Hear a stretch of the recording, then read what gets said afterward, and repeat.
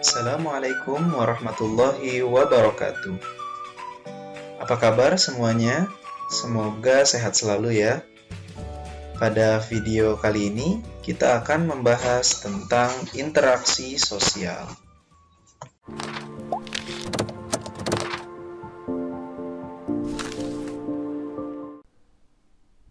Interaksi sosial dan lembaga sosial. Sebelum masuk, Pak Nova mau tanya dulu. Pernah nggak sih kalian ngobrol sama orang gitu ya? Ngobrol sama orang, kemudian kalian nggak ngerti sama apa yang dia omongin. Nah, hal-hal seperti ini nanti akan kita temukan dalam sosiologi. Gitu. Hal-hal seperti ini akan kita pelajari dalam sosiologi ya. Oke. Kita next. Nah, ini ada tujuan pembelajaran. Jadi di subbab A yang akan kita pelajari adalah yang pertama pengertian interaksi sosial, kemudian yang kedua ada proses terjadinya interaksi sosial. Jadi bagaimana prosesnya hingga sesuatu hubungan itu dikatakan interaksi sosial. Kemudian ada syarat-syaratnya, bagaimana suatu hubungan bisa dikatakan interaksi sosial, syaratnya apa? Nanti ada. Dan yang terakhir ada bentuk-bentuknya. Bentuknya ada yang namanya asosiatif dan ada yang namanya disosiatif. Mungkin hari ini kita belum sampai bentuk, tapi baru sampai syarat aja. Jadi dari pengertian, proses sampai ke syaratnya, gitu ya. Oke. Pengertian interaksi sosial yang pertama. Kita lihat. Nah, ya, pengertian interaksi sosial. Sebelum kita cek apa sih interaksi sosial itu apa gitu, seperti apa. Kalian perhatikan dulu gambar yang ada di layar handphone atau laptop kalian atau gadget. Nah, ini gambar pertama. Ada orang lagi ngapain? Lagi berjabat tangan. Dua orang, laki-laki dengan laki-laki sedang bersalaman. Di sebelahnya ada perempuan ngeliatin aja karena dia nggak diajak. Ya, jadi yang salaman yang laki-laki aja, yang perempuannya cuma ngeliatin, kesian, dia dicuekin. Oke ya, itu gambar pertama. Sekarang ada gambar lagi. Nah, ini gambar apa kira-kira? Di sebuah acara, nih ada satu orang yang seperti lagi ngomong ya. Ada satu orang yang memegang microphone, kemudian dia seperti lagi berbicara, dan di hadapan banyak orang ya. Satu orang berbicara di hadapan banyak orang. Oke. Sekarang gambar ketiga. Nah, gambar apa ini? Demo. Oke, aksi, demonstrasi. Jadi ada sekelompok masyarakat nih yang pakai baju warna-warni ya, sekelompok masyarakat, ada yang pakai topi ya, bapak-bapak, ada yang pakai helm, ada yang pakai topi kupluk kayak lagi di puncak, mungkin dia kedinginan gitu ya. Nah, pakai baju warna-warni dan macam-macam. Ada yang pakai masker, ada yang enggak gitu kan. Oke, dan mereka berhadapan dengan aparat. Ya. Jadi ada banyak orang berhadapan dengan banyak orang. Nah, dari ketiga gambar ini kira-kira kita bisa temukan perbedaannya apa? Apa perbedaan dari ketiga gambar ini? Nah, jadi kalau kita lihat gambar pertama, ini ada satu orang dengan satu orang. Artinya, kalau ada satu orang yang berinteraksi dengan satu orang, ini namanya individu dengan individu. Kemudian di gambar kedua, ada satu orang dengan banyak orang, berarti ada individu dengan kelompok. Ya.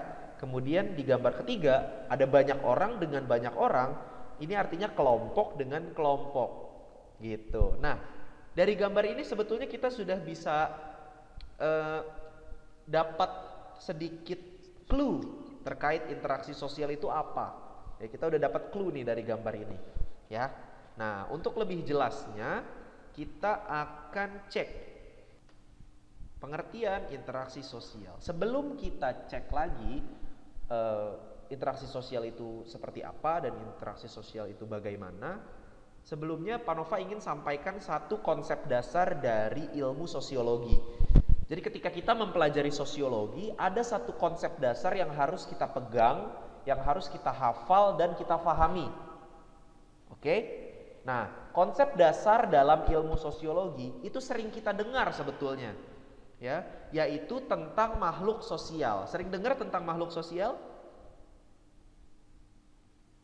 Siapa yang dikatakan sebagai makhluk sosial siapa? Manusia. Oke, good. Nah, kenapa manusia dikatakan sebagai makhluk sosial? Nah, ini bisa baca. Ini adalah konsep dasar dalam ilmu sosiologi. Ini pegangan kita nih buat belajar sosiologi, pegangannya ini. Tadi kan kalian bilang sering dengar kata-kata makhluk sosial. Kemudian yang disebut makhluk sosial itu adalah manusia. Nah, ternyata manusia itu disebut makhluk sosial karena kita manusia kan? Ya. Iya, karena kita manusia itu punya naluri untuk selalu hidup dengan orang lain. Jadi sejak kita lahir sampai nanti kita meninggal, itu kita nalurinya maunya hidup sama orang lain. Kita tidak bisa hidup sendiri. Dengan konsep dasar ini kita bisa pahami ya, dengan konsep dasar ini kita bisa pahami bahwa di sosiologi kita akan mempelajari hubungan itu. Hubungan antara manusia dengan sesama manusia, ya. Nah, dari konsep ini lahirlah salah satu poin tentang interaksi sosial. Interaksi sosial adalah hubungan timbal balik. Nah, kita garis bawahi dulu hubungan timbal balik. Kalau dibilang hubungan timbal balik berarti gimana?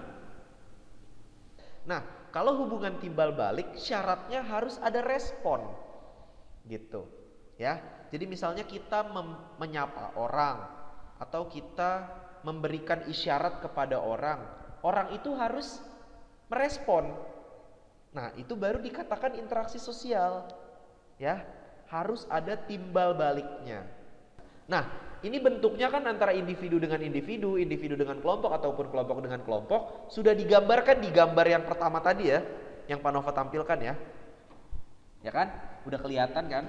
Ada yang satu orang dengan satu orang itu berarti individu dengan individu. Satu orang dengan banyak orang berarti individu dengan kelompok. Banyak orang dengan banyak orang itu kelompok dengan kelompok. Kemudian di dalam interaksi sosial ya, ketika kita berhubungan dengan sesama manusia, nanti ada faktor-faktor yang mempengaruhi kita.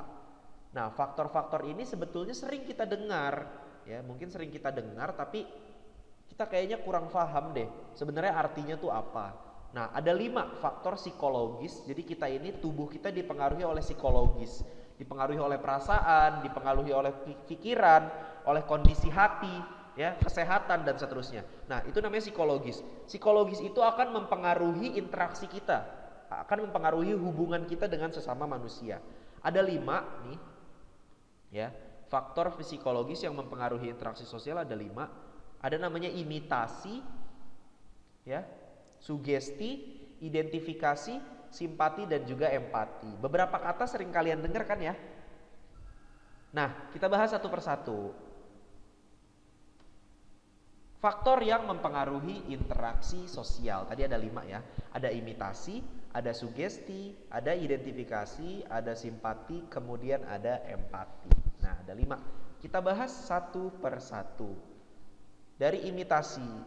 Imitasi adalah tiruan tentang sikap, tingkah laku ataupun penampilan seseorang.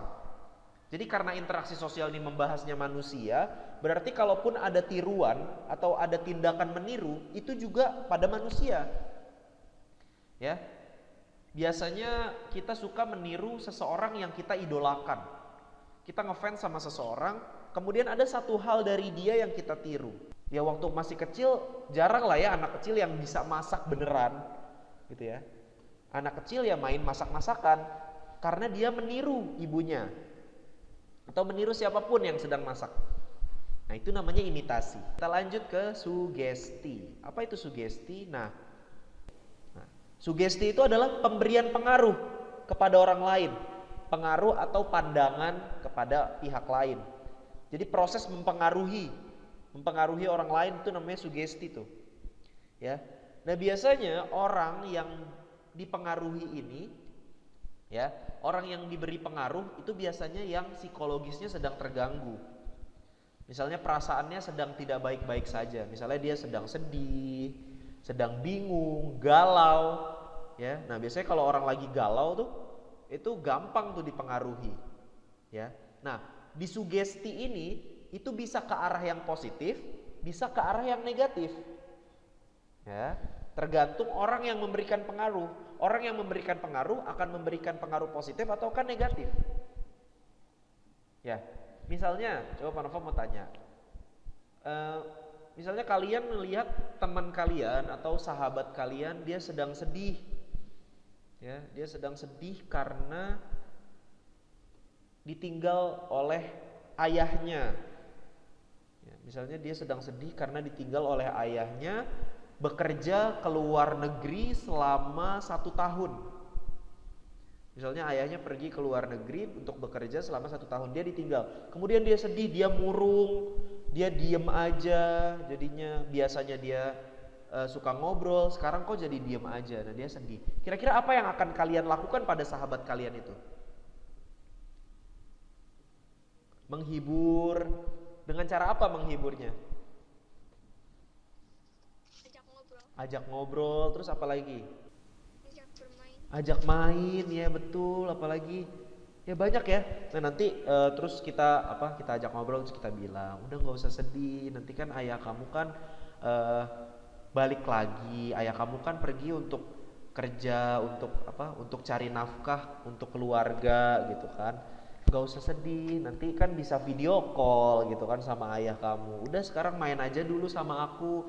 Nah, ketika kita memberikan pengaruh seperti itu, terus teman kita jadi senyum lagi, dia jadi senang lagi, dia nggak sedih lagi. Nah itu adalah satu bentuk contoh sugesti. Sugesti yang positif, ya, sugesti yang positif, gitu. Next, identifikasi. Sering dengar kata identifikasi? Nah, identifikasi ini sebetulnya hampir sama dengan imitasi. Dia lanjutan dari imitasi. Kalau tadi imitasi, dia hanya meniru satu hal saja dari orang lain. Misalnya penampilannya atau sikapnya, tingkah lakunya. Misalnya kalian ngefans sama seseorang penyanyi, terus kalian tiru gaya berpakaiannya. Nah itu namanya imitasi. Karena ada satu atau dua hal yang kalian tiru, yang kita tiru dari orang lain. Itu namanya imitasi. Tapi kalau identifikasi adalah kecenderungan untuk menjadi sama dengan orang lain. Jadi kita pengen sama kayak dia loh. Nah berarti kan ada banyak yang harus kita lakukan kan supaya bisa jadi sama kayak orang itu kan. Gak bisa cuma ngomongnya, gak bisa cuma cara ngomongnya aja, gak bisa cuma rambutnya aja, cuma bajunya aja gak bisa. Kalau mau jadi sama dengan orang lain, kita harus banyak melakukan sesuatu. Nah itu namanya identifikasi. Yang keempat ada simpati nih. Sering dengar gak simpati? Jadi kalau simpati itu adalah suatu proses ketika kita merasa tertarik dengan orang lain. Ketika kita merasa kok ada perasaan yang beda ya sama orang ini. Kok kita ada perasaan yang beda dengan dia. Kita merasa tertarik gitu dengan orang lain. Nah itu namanya simpati. Ada perasaan yang ya beda. Tidak seperti biasanya kepada orang lain. Nah itu namanya simpati. Misalnya kalian senang banget sama teman kalian, kalian udah sahabatan, kalian punya teman yang deket banget, udah deket sama dia. Akhirnya dia sekolah di mana aja kalian ikutin.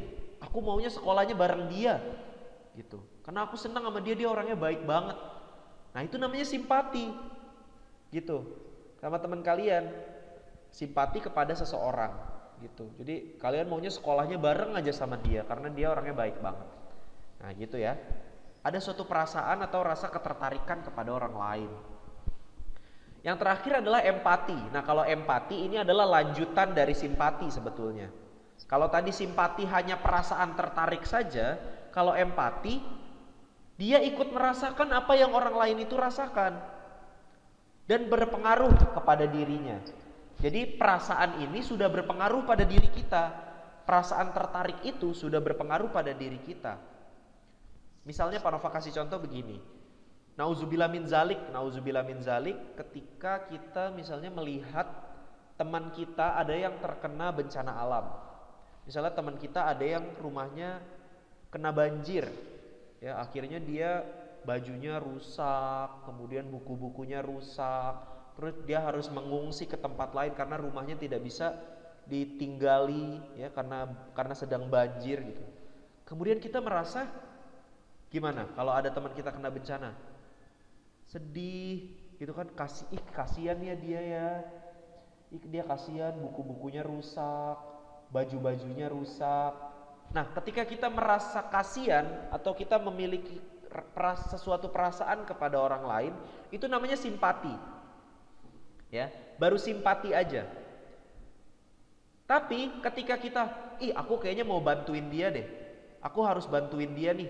Kemudian kalian kumpulin baju-baju kalian yang masih bagus, kalian kasih ke teman kalian itu yang kena bencana alam. Kalian kasih ke mereka, ini baju-baju aku masih bagus, aku bajunya masih banyak kok. Kamu kan bajunya rusak kena banjir, nih gak apa-apa, baju aku buat kamu gitu. Nah, itu namanya empati. Jadi sudah ada sesuatu yang kita lakukan. Oke? Jadi perasaan itu sudah membawa pengaruh kepada diri kita. Ada sesuatu yang sudah kita lakukan di situ. Ya? Oke. Nah, itu perbedaan antara simpati dengan empati. Ini saling berkaitan tapi lanjutannya. Simpati lanjutannya adalah empati. Tinggal satu slide terakhir, ini terakhir, yaitu tentang syarat interaksi sosial. Ya, tadi udah pengertiannya udah tahu interaksi sosial itu apa. Kemudian ada faktor-faktor yang mempengaruhi. Nah, sekarang syaratnya. Bagaimana suatu hubungan itu bisa dikatakan sebagai interaksi sosial? Oh, ini interaksi sosial, oh ini bukan. Nah, interaksi sosial harus memenuhi dua syarat ini, yaitu, dua syarat ini yang menjadi patokan apakah sesuatu hubungan itu bisa dikatakan interaksi sosial atau bukan. Kalau dia memenuhi dua syarat ini, berarti interaksi sosial. Kalau salah satu aja, itu bukan interaksi sosial. Oke? Nah, kita bahas satu persatu dulu. Kontak sosial nih ada gambarnya nih. Ada orang lagi salaman, kemudian ada anak-anak, anak kecil yang sedang bergandengan tangan membentuk lingkaran. Nah, itu penggambaran kontak sosial. Kontak sosial ini adalah, tingkah laku, sebuah sikap yang kita lakukan, aksi yang kita lakukan, itu diwujudkannya dalam bentuk isyarat dan punya makna. Itu namanya kontak sosial. Nah, kontak sosial itu bisa langsung, bisa juga tidak langsung. Kalau kontak sosial yang langsung itu biasanya dilakukan secara fisik. Kontak sosial yang langsung contohnya misalnya berjabat tangan. Terus misalnya kalian nyolek teman kalian, hai gitu.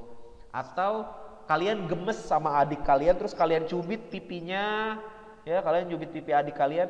Nah, itu namanya kontak sosial secara langsung. Kalau kontak sosial secara tidak langsung itu biasanya melalui media. Ya, biasanya seperti kita nih sekarang nih. Kita sedang melakukan kontak sosial tapi secara tidak langsung. Karena melalui kamera gadget, entah kamera handphone atau kamera laptop. Panova bisa lihat kalian dan kalian bisa lihat Panova, tapi kita tidak bertemu secara langsung. Nah, ini namanya kontak sosial tapi secara tidak langsung. Gitu. Nah, dikit lagi, terakhir, komunikasi. Ada yang tahu komunikasi itu apa? Merupakan proses penyampaian pesan. Ya, proses penyampaian pesan dari seseorang kepada orang lain secara langsung ataupun tidak langsung, dan kemudian orang lain memberi tanggapan atau respons. Nah, ini yang tadi sudah kita bahas, hubungan timbal balik. Nah, jadi kalau mau ada hubungan timbal balik, itu harus ada komunikasi. Karena orang lainnya harus memberi tanggapan atau respons. Ya. Misalnya, di sini di gambarnya ada. Ini ada yang namanya komunikator. Komunikator adalah orang yang menyampaikan pesan. Jadi ini di sini ada bapak-bapak nih. Dia sebagai komunikator. Dia menyampaikan pesan, kemudian ketika pesannya disampaikan, itu ada gangguan atau noise. Kemudian orang yang menerima pesan namanya komunikan. Nah, di sini ada ibu-ibu nih yang menerima pesan namanya komunikan. Kemudian dia menjawab pesan yang disampaikan oleh bapak-bapak tadi. Nah, itu namanya feedback atau umpan balik atau respons.